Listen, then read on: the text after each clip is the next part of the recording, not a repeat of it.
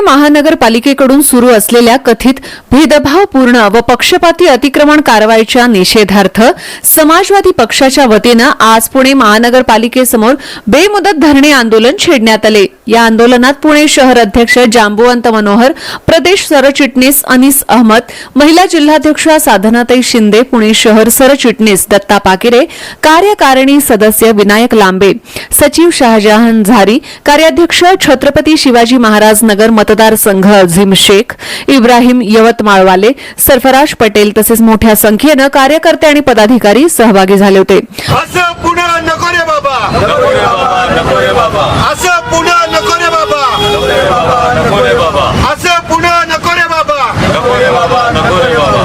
PDA के सम्मान में समाजवादी मैदान में, पीडीए के सम्मान में समाजवादी मैदान में, पीडीए के सम्मान में समाजवादी मैदान में। आंदोलनादरम्यान पुणे महानगरपालिकेचे विरोधी पक्षनेते अॅडव्होकेट निलेश निकम यांनी प्रत्यक्ष भेट देऊन आंदोलनाला जाहीर पाठिंबा दर्शवला। आंदोलनस्थळी सर्वांसाठी समान न्याय मिळालाच पाहिजे, गरिबांवरील अन्याय बंद करा, भेदभावपूर्ण कारवाईचा निषेध असो, अशा जोरदार घोषणांनी परिसर दणाणून गेला। आंदोलनकर्त्यांनी प्रशासनाच्या भूमिकेचा तीव्र निषेध नोंदवताना सांगितलं की अतिक्रमण कारवाईच्या नावाखाली गरीब आणि सर्वसामान्य पथारी धारकांवर कठोर कारवाई केली जाते, मात्र उच्चभ्रू आणि आर्थिकदृष्ट्या सक्षम घटकांच्या बेकायदेशीर अतिक्रमणांकडे जाणीवपूर्वक दुर्लक्ष केलं जातं। ही भूमिका अन्यायकारक असून संविधानिक समतेच्या तत्वाला छेद देणारी असल्याचा आरोप करण्यात आला। यावेळी पथ विक्रेता एकता समितीनेही आंदोलनाला जाहीर पाठिंबा देत प्रशासनाच्या दुहेरी निकषांचा निषेध केला।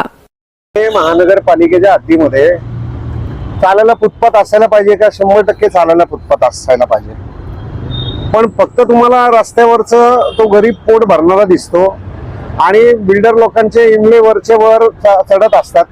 म्हणजे सगळे नियम जे लावायचे महानगरपालिकेने ते गरिबांना लावायचे आणि श्रीमंतांना मात्र कोणताही नियम न लावता त्यांना मोकळं रान द्यायचे।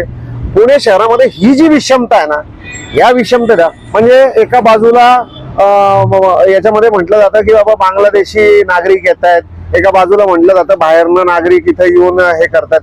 तर या नागरिकांना, हे जे इथले नागरिक आहेत त्यांना पोट भरण्याचा अधिकार नाहीये का?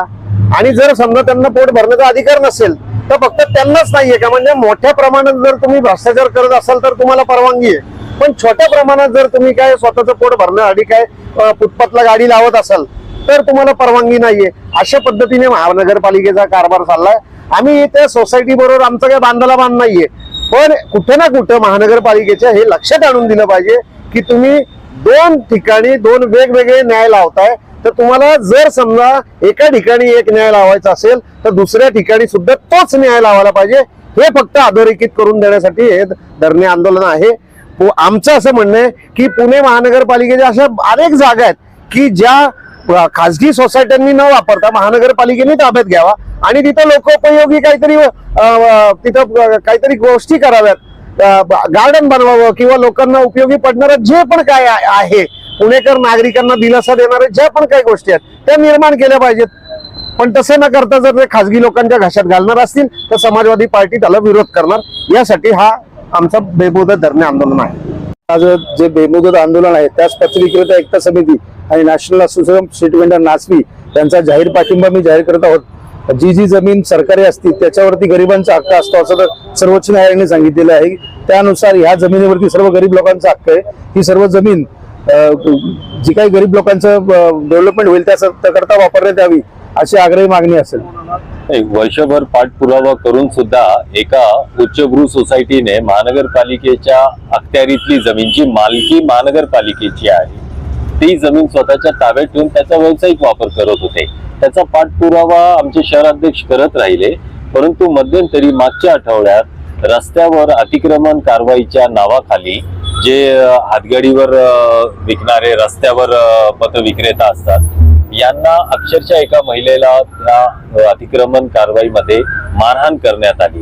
तेव्हा आम्हाला या गोष्टीचा अत्यंत दुःख होतं की एका बाजूला तुम्ही उच्चभ्रू वस्तीमध्ये वर्षानुवर्षे ती महानगरपालिकेच्या ताब्यातली मालकीची जागा, कोट्यावधींची जागा ती तशीच सोडून दिलेली आहे आणि रस्त्यावर रस्ता म्हणजे ही कोणा एकाची मालकी नाहीये।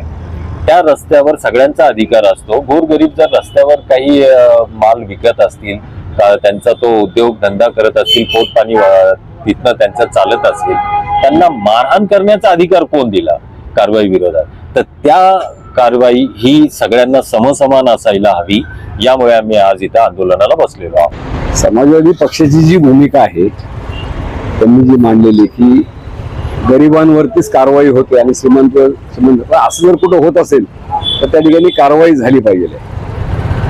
अतिक्रमण हे अतिक्रमण असतं आणि अतिक्रमण काढणं हे गरजेचं आहे.